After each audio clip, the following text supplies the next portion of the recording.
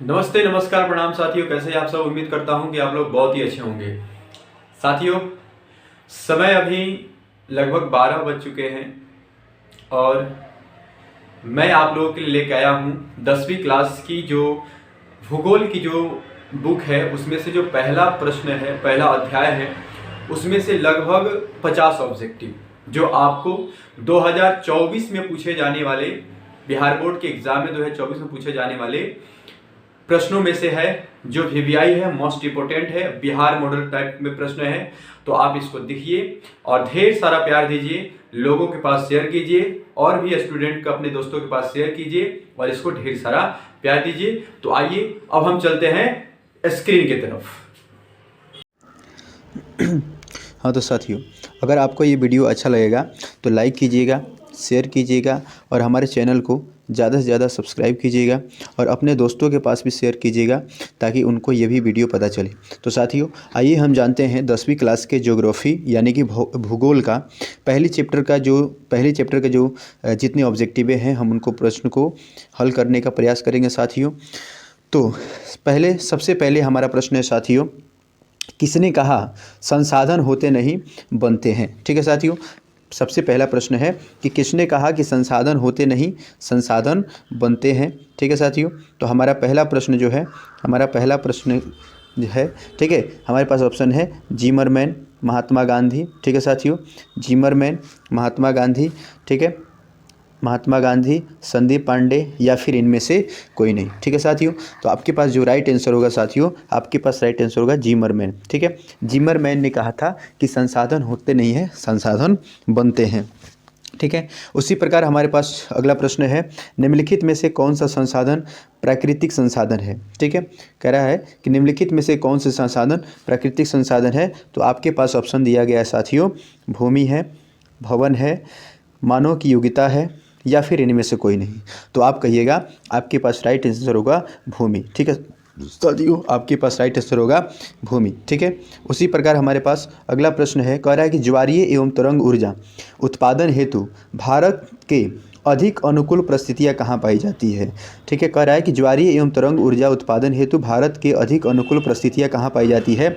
ठीक है, तो आप कहिएगा, तो आपके पास राइट आंसर होगा साथियों, ठीक है, आपके पास राइट आंसर होगा खंबात की खाई में। ठीक है, खंबात की खाई में, ये भी आपके पास प्रश्न होगा। साथियों, अगर आपको अच्छा लग रहा है, ठीक है, तो इसको ज़्यादा से ज़्यादा लाइक कीजिए, ठीक है, और शेयर जरूर करिएगा। ठीक है, दोस्तों के पास शेयर भी करते चलिए। ठीक है, उसी प्रकार हमारे पास अगला प्रश्न है, कौन सा ऊर्जा स्रोत अनवीनकरणीय स्रोत है। ठीक है, कहेंगे कौन सा ऊर्जा स्रोत अनवीनकरणीय स्रोत है। ठीक है, कौन सा ऊर्जा स्रोत अनवीनकरणीय ऊर्जा स्रोत है। तो आप कहिएगा, आपके पास जो राइट आंसर होगा वो होगा हमारे पास साथियों कोयला। ठीक है, कोयला अनवीनकरणीय ऊर्जा स्रोत है। जैसे कि आप जानते हैं अनवीनकरणीय ऊर्जा का स्रोत क्या होता है, तो कहेंगे वे ऊर्जा के वे संसाधन जो एक बार उपयोग में लाने के बाद पुनः दोबारा उसका उपयोग में नहीं लाया जा सकता है, उसको हम क्या कहते हैं, अनवीनकरणीय कहते हैं। ठीक है साथियों, अनवीनकरणीय कहते हैं। ठीक है, उसी प्रकार हमारे पास अगला प्रश्न है, ज्वारीय ऊर्जा किस प्रकार का संसाधन है। ठीक है, कहेंगे कि ज्वारीय ऊर्जा किस प्रकार का संसाधन है। तो आपके पास ऑप्शन दिया गया है साथियों, आपके पास ऑप्शन दिया गया है, ठीक है, आपके पास ऑप्शन दिया गया है,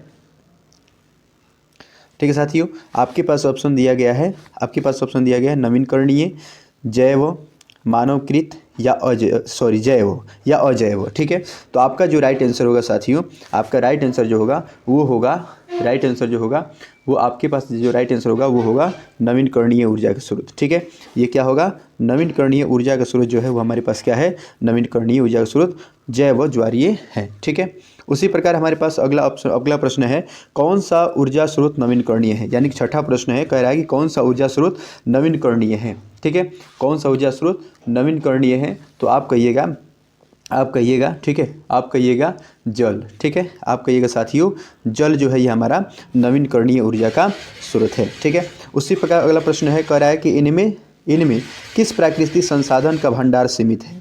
कह रहा है इनमें से किस प्राकृतिक संसाधन का भंडार सीमित है। तो आपका जो राइट आंसर होगा, ठीक है साथियों, आपका जो राइट आंसर होगा वो होगा खनिज तेल। ठीक है, आपका राइट आंसर क्या होगा साथियों, खनिज तेल। ठीक है, माफ़ कीजिएगा, यहाँ पे थोड़ा सा हम अगले रूम पे हैं इसलिए थोड़ा गाड़ी उड़ी का आवाज़ सुना रहा है। ठीक है साथियों, चलिए उसी प्रकार हमारे पास अगला प्रश्न है, 8वीं नंबर प्रश्न हमारा कह रहा है, ठीक है साथियों, 8वें नंबर प्रश्न को रहा है। अच्छा, एक और बात और बताते हैं साथियों, आप अपने दोस्त, अपने छोटे भाई बंधु को बताइएगा, ठीक है। अगर वो बिहार मैट्रिक बोर्ड परीक्षा की तैयारी 2025 के लिए कर रहे हैं तो वो बेहतर तैयारी के लिए जुड़े हमारे YouTube channel SSP online classes से, ठीक है। अगर आपको इसका PDF चाहिए साथियों, अगर आपको इसका PDF चाहिए, ठीक है साथियों, तो अगर आपको PDF चाहिए तो आप हमारे क्या कीजिएगा, आप हमारे टेलीग्राम चैनल से ज़रूर जुड़िएगा, ठीक है। टेलीग्राम चैनल है SSP ऑनलाइन क्लासेस, ठीक है। हम वीडियो में लिंक डाल देंगे, ठीक है, चैनल का हम लिंक डाल देंगे, टेलीग्राम चैनल का हम लिंक डाल देंगे, आप वहाँ से जा करके ज्वाइन हो जाइएगा, ठीक है, और आपको PDF मिल जाएगा, ठीक है। चलिए 8वें नंबर हम प्रश्न पर ध्यान देंगे। कह रहा है कि भारत के विद्युत की सबसे अधिक खपत किस में होती है। कह रहा है कि भारत में विद्युत की सबसे अधिक खपत किस में होती है, ठीक है। भारत में विद्युत की सबसे अधिक खपत किस में होती है, तो आप कहिएगा उद्योग में, ठीक है साथियों। C नंबर ऑप्शन जो है हमारा सही है, आप कहिएगा उद्योग में, ठीक है। चलिए उसी प्रकार हम आगे बढ़ते हुए चलेंगे साथियों। उसी प्रकार हमारे पास अगला प्रश्न है अगला प्रश्न कह रहा है, ठीक है, कि समुद्री क्षेत्र में राजनीतिक सीमा के कितने किलोमीटर क्षेत्र तक राष्ट्रीय संपदा निहित होती है। ठीक, कह रहा है कि समुद्री क्षेत्र में राजनीतिक सीमा के कितने किलोमीटर क्षेत्र तक राष्ट्रीय संपदा निहित है, ठीक है। तो आप कहिएगा, तो आपका आंसर, राइट आंसर होगा साथियों, आपका राइट आंसर होगा 19.2 किलोमीटर, ठीक है। कितना होगा, 19.2 किलोमीटर, ठीक है। उसी प्रकार हमारा अगला प्रश्न होगा साथियों, तट रेखा में कितने किलोमीटर क्षेत्र सीमा अपवर्जक आर्थिक क्षेत्र कहलाती है, ठीक है। अपवर्जक आर्थिक क्षेत्र कहलाती है। कह रहा है कि तट रेखा से कितने किलोमीटर क्षेत्र सीमा अपवर्जक आर्थिक क्षेत्र कहलाती है, ठीक है। तो आपका जो राइट आंसर होगा साथियों, आपका राइट आंसर जो होगा वो होगा, ठीक है, आपका राइट आंसर होगा वो होगा 200 किलोमीटर, ठीक है। कितना कहेंगे, 200 किलोमीटर तक, ठीक है। उसी प्रकार हमारे पास अगला प्रश्न है, कह रहा है कि हमारे पास पेट भरने के लिए बहुत कुछ है लेकिन पेटी भरने के लिए नहीं, यह कथन किसका है, ठीक है। यानी कि कह रहा है कि हमारे पास पेट भरने के लिए बहुत कुछ है लेकिन पेटी भरने के लिए नहीं, यह कथन किसका है, यह कथन जो है किसका है, ठीक है। तो आप कहिएगा, आपके पास जो ऑप्शन है वो ऑप्शन है साथियों, आपके पास नेहरू जी ने कहा था, मेघा पाटेकर ने कहा था, गांधी जी ने कहा था, या सुंदरलाल बहुगुणा ने कहा था, ठीक है। तो सुंदरलाल बहुगुणा ने कहा था, ठीक है। तो आपका जो आंसर होगा साथियों, आपका जो आंसर होगा गांधी जी ने कहा था, ठीक है। गांधी जी ने कहा था कि हमारे पास पेट भरने के लिए बहुत कुछ है लेकिन पेटी भरने के लिए कुछ नहीं, ठीक है। चलिए उसी प्रकार हमारे पास अगला प्रश्न है, संसाधन के संरक्षण हेतु सर्वप्रथम किसने वकालत की थी। संसाधन के संरक्षण हेतु सर्वप्रथम किसने वकालत की थी, ठीक है। तो आपके पास ऑप्शन दिया गया साथियों, आपके पास ऑप्शन दिया गया है, ठीक है, आपके पास ऑप्शन दिया गया है, नेहरू जी ने किया था, क्लब ऑफ रोम ने किया था, संयुक्त राष्ट्र ने किया था, या फिर जापान ने किया था, ठीक है। तो आपका जो आंसर होगा, ठीक है, आपका जो आंसर होगा वो होगा क्लब ऑफ रोम, ठीक है। आपका राइट आंसर क्या होगा साथियों, क्लब ऑफ रोम, ठीक है, क्लब ऑफ रोम, यानी कि B नंबर ऑप्शन जो है हमारा सत्य है, ठीक है। चलिए अगले प्रश्न में बढ़ते हैं। अगला प्रश्न है कि प्राकृतिक संसाधनों के संरक्षण हेतु अफ्रीका कन्वेंशन किस वर्ष हुआ था। प्राकृतिक संसाधनों के संरक्षण हेतु अफ्रीका कन्वेंशन किस वर्ष हुआ था। तो आपके पास जो ऑप्शन है साथियों, आपके पास ऑप्शन दिया गया है 1960 में, 1968 में, या 1972 में, या 1980 में, ठीक है। तो आपका जो आंसर होगा साथियों, आपका जो राइट आंसर होगा साथियों वो है हमारे पास राइट आंसर, ठीक है। राइट आंसर जो है वो है हमारे पास 1968 में, ठीक है, 1968 में। चलिए अगले प्रश्न में चलते हैं। विश्व पर्यावरण दिवस किस तिथि को मनाया जाता है। यानी कि विश्व पर्यावरण दिवस जो है हर एक साल प्रत्येक वर्ष किस तारीख को मनाया जाता है। तो आप कहिएगा साथियों, ठीक है, आप कहिएगा, ठीक है, आप कहिएगा 5 जून को, ठीक है, आप कहिएगा 5 जून को। चलिए उसी प्रकार हम आगे प्रश्न में बढ़ेंगे साथियों।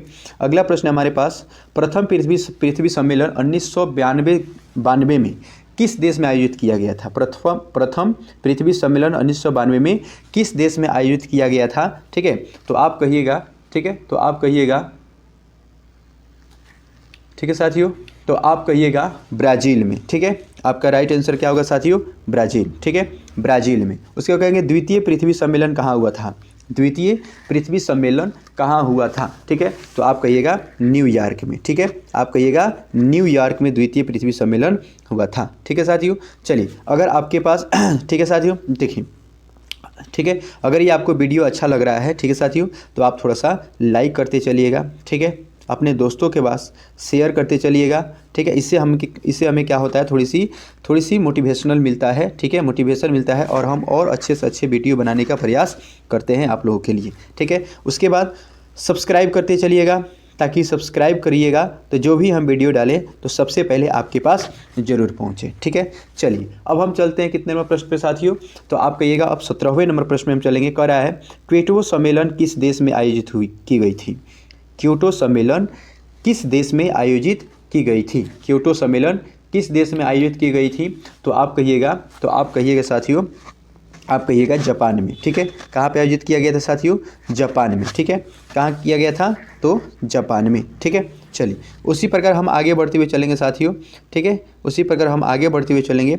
अगला प्रश्न है हमारे पास, भारत में पहाड़ों से भरी भूमि कितना प्रतिशत है, भारत में पहाड़ों से भरी भूमि कितना प्रतिशत है, तो आप कहिएगा 30%, ठीक है, कितना कहिएगा 30%, ठीक है। उसी प्रकार हमारे पास अगला प्रश्न है साथियों, अगला प्रश्न कह रहा है कि मृदा निर्माण में निम्नलिखित प्रक्रियाएं शामिल है, ठीक है, मृदा निर्माण में निम्नलिखित प्रक्रियाएं शामिल है, ठीक है, तो कौन सी प्रक्रियाएं शामिल है साथियों, ठीक है, कौन सी प्रक्रियाएं, तो आप कहिएगा अपक्षय और अपर्दन दोनों, ठीक है, अपक्षय और अपर्दन दोनों, ये दोनों शामिल है, ठीक है। उसी प्रकार अगला प्रश्न कह रहा है कि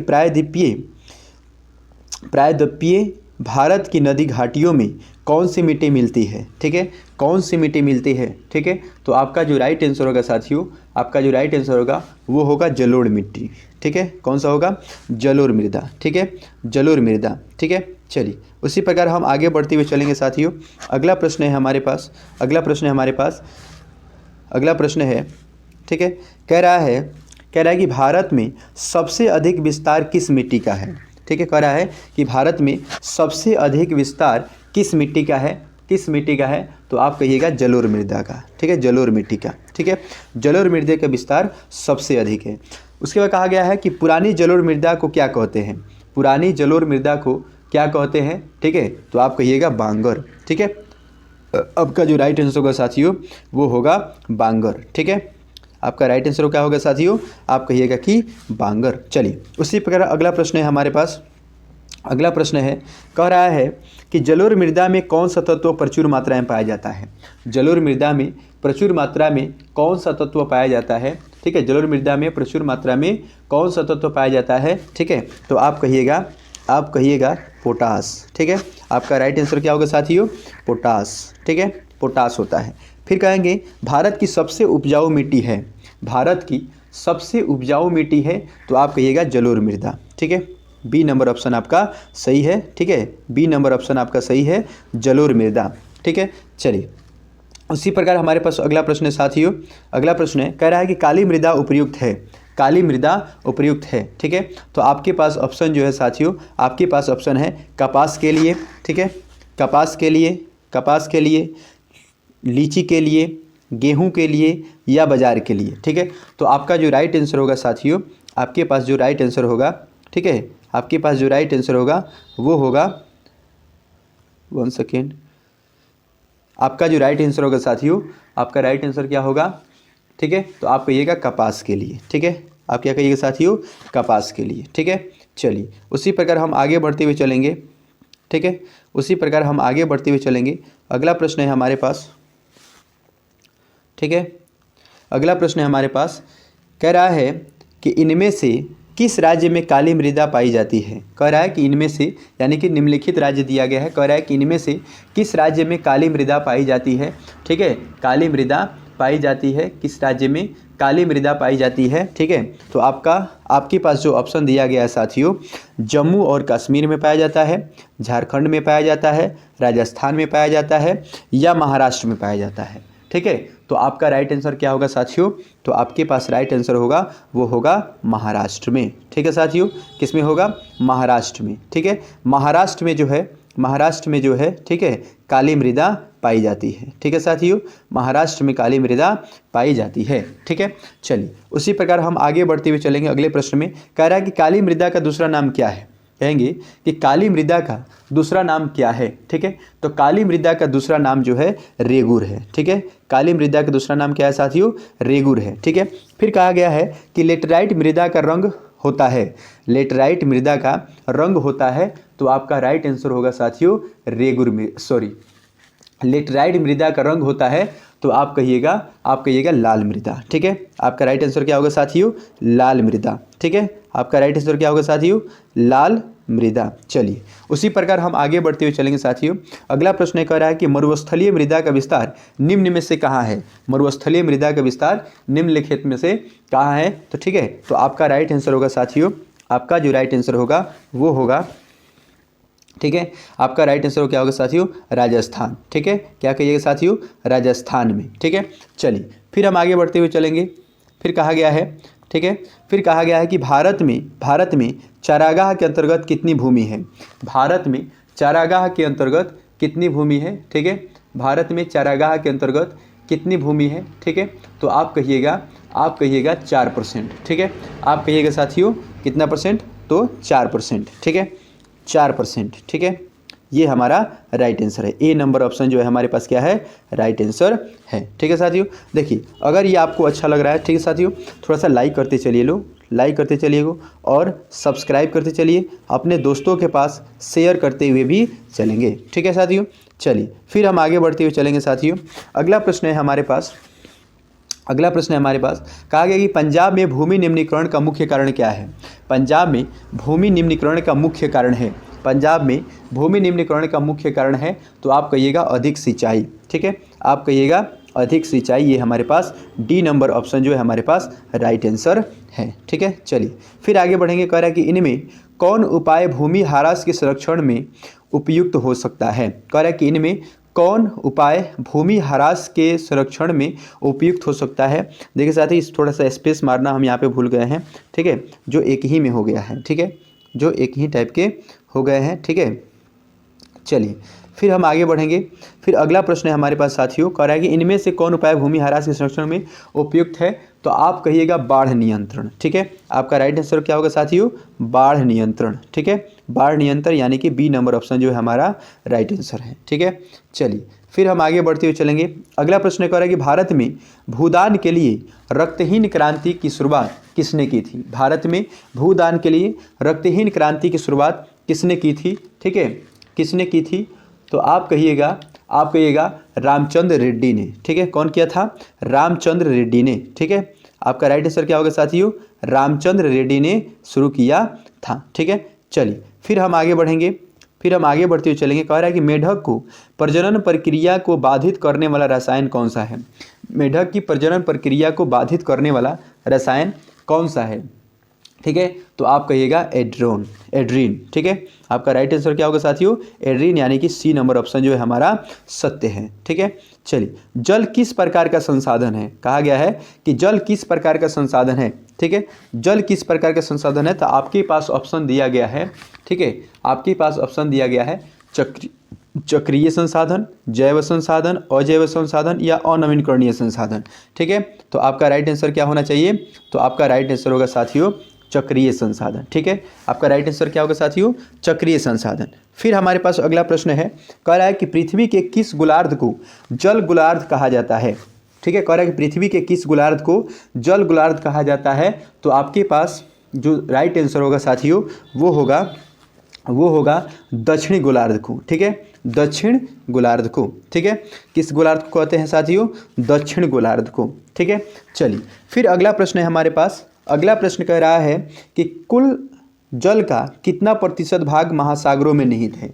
कुल जल का कितना प्रतिशत भाग जो है सागरों में निहित है, तो आप कहिएगा 96%।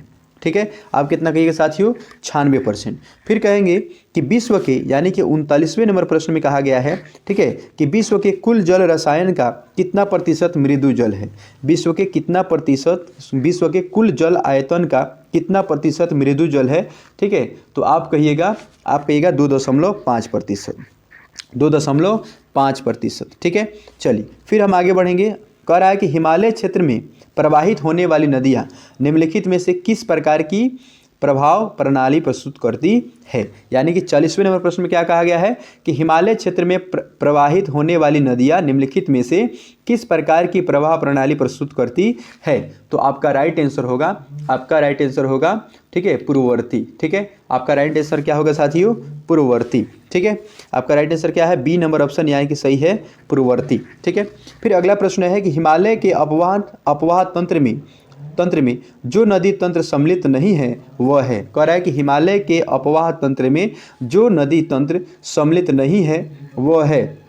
तो आपके पास ऑप्शन है गंगा नदी, ब्रह्मपुत्र नदी, सिंधु नदी या महानदी। कहा गया है गंगा नदी, ब्रह्मपुत्र नदी, सिंधु नदी या फिर महानदी।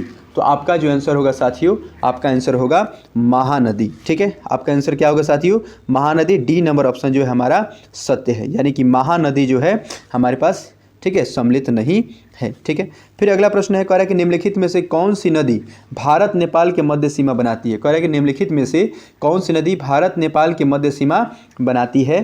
तो आपका जो राइट आंसर होगा ठीक है वो होगा काली। ठीक है, उसको क्या कहेंगे हम, काली। ठीक है, काली। ठीक है, यानी कि ए नंबर ऑप्शन जो है हमारा सत्य है। ठीक है, चलिए फिर हम आगे बढ़ते चलेंगे। कह रहा है कि प्राणियों के शरीर में कितना प्रतिशत जल की मात्रा निहित है। कहा गया है कि प्राणियों के शरीर में कितना प्रतिशत जल जो है निहित है। ठीक है, तो आप कहिएगा 65%। ठीक है, आपका राइट आंसर क्या होगा साथियों, 65%, यानी कि सी नंबर ऑप्शन जो है हमारा सत्य है। ठीक है, चलिए फिर हम आगे बढ़ेंगे। कह रहे हैं कि भारत में जल का सबसे अधिक उपयोग किया जाता है। भारत में जल का सबसे अधिक उपयोग किया जाता है। तो आप कहिएगा सिंचाई में। ठीक है, ठीक है, आप कहिएगा सिंचाई में, यानी कि ए नंबर ऑप्शन जो है हमारा सत्य है। ठीक है, फिर हम आगे बढ़ेंगे। कह रहा है कि भारत में कितने प्रतिशत जल का उपयोग घरेलू तथा नगरीय आपूर्ति में किया जाता है। भारत में कितने प्रतिशत जल का उपयोग घरेलू तथा नगरीय आपूर्ति में किया जाता है। तो आप कहिएगा ठीक है, तो आप कहिएगा 11%। ठीक है, आपका राइट आंसर क्या होगा साथियों, 11%, यानी कि बी नंबर ऑप्शन जो है हमारा सत्य है।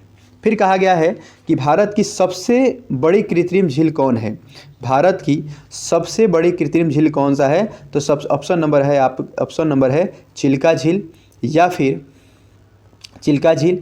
फिर लोनार झील। ठीक है, या फिर लोनार झील, गांधी सागर झील या गोविंद बल्लभ पंत सागर झील। ठीक है, तो आपका राइट आंसर होगा साथियों गोविंद बल्लभ पंत सागर झील, यानी कि ये हमारा ऑप्शन जो है सत्य है। फिर 47वें नंबर प्रश्न में कह रहा है 3 नागा अर्जुन सागर परियोजना किस नदी पर अवस्थित है। नागा अर्जुन सागर परियोजना किस नदी पर अवस्थित है। तो आप कहिएगा आपका राइट आंसर होगा साथियों, आप कहिएगा कृष्णा नदी पर। ठीक है, कृष्णा नदी पर। ठीक है, फिर अगले प्रश्न में कह रहा है इंदिरा गांधी नहर परियोजना किस राज्य में महत्वाकांक्षी परियोजना है। इंदिरा गांधी नहर परियोजना किस राज्य में महत्वाकांक्षी परियोजना है। तो आपके पास ऑप्शन दिया गया है मध्य प्रदेश, राजस्थान, महाराष्ट्र या फिर आंध्र प्रदेश। तो आपका जो राइट आंसर होगा साथियों, आपका राइट आंसर जो होगा वो होगा महाराष्ट्र। ठीक है, आपका राइट आंसर क्या होगा साथियों, महाराष्ट्र। ठीक है, चलिए फिर हम आगे बढ़ेंगे। अगला प्रश्न में कहा गया कि निम्नलिखित में राजस्थान की सबसे महत्वपूर्ण योजना कौन सी है। निम्नलिखित में राजस्थान की सबसे महत्वपूर्ण योजना कौन सी है। ठीक है, तो आप कहिएगा इंदिरा गांधी नहर परियोजना। ठीक है, आपका राइट आंसर क्या होगा साथियों, इंदिरा गांधी नहर परियोजना। ठीक है, चलिए फिर हम आगे बढ़ेंगे। अगला प्रश्न है 50वां नंबर प्रश्न है, कह रहे भारत की सबसे लंबी नहर कौन है। भारत सबसे लंबी नहर कौन सी है। ठीक है, भारत की सबसे लंबी नहर कौन सी है। तो आप कहिएगा इंदिरा गांधी नहर। ठीक है, आपके पास राइट आंसर क्या होगा साथियों, इंदिरा गांधी नहर, यानी कि हमारे पास डी नंबर ऑप्शन जो है सत्य है। ठीक है, तो साथियों थैंक यू वेरी मच। आज हम लोगों ने 50 प्रश्नों को MCQ किया। ठीक है, अब इसका जो है पार्ट 2 जो है आप लोगों को ज़रूर मिल जाएगा। ठीक है, आप इसी चैनल पे आकर के ज़रूर देखिएगा। इसी अध्याय में से अभी जो है आपको लगभग 150 प्रश्न